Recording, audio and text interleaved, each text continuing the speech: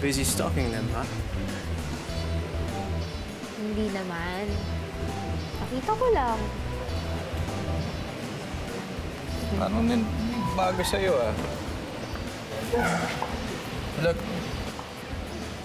Happy. Parang hindi ka... Na nagsiselos. Tama ba? Hindi na ata. Sobrang sarap sa feeling, alam mo yun, na wala na akong kahit na anong inggit kay Billy.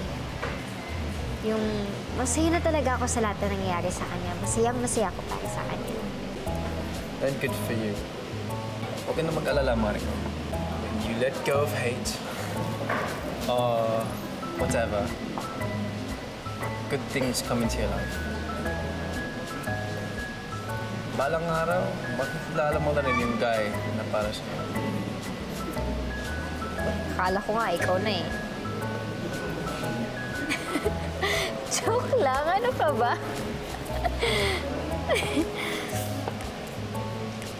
Pero naniniwala pa din naman ako na may perfect guy pa rin na nandyan lang para sa akin. Kailangan lang talaga yung hindi in love sa pinsan ko. I'm sure you'll find it. Find? Hindi na, no? Nakakapagod pa maghanap. Ako na lang yung hanapin niya. Diba parang mas okay yun? I like that.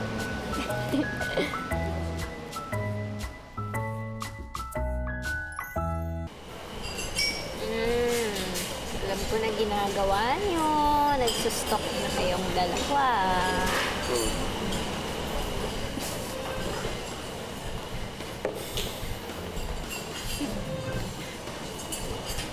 Ethan, si Joshua.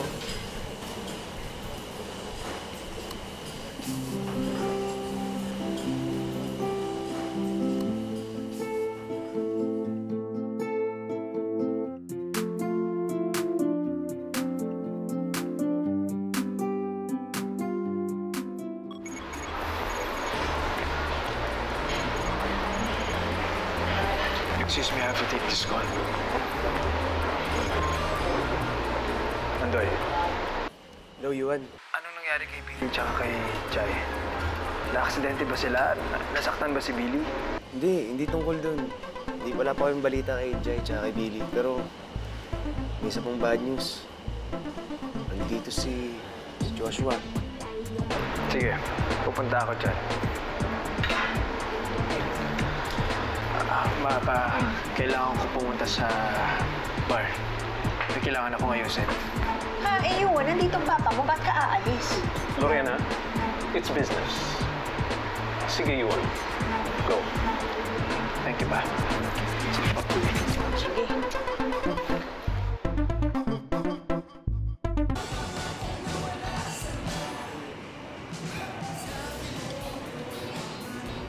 Don't mind him. Okay lang yun.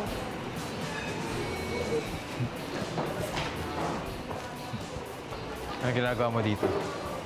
Kuya, chill lang ako. Hindi ka ba natutuwa? Sinusuportahan ko yung sports bar mo. Ang bait kong kapatid, di ba?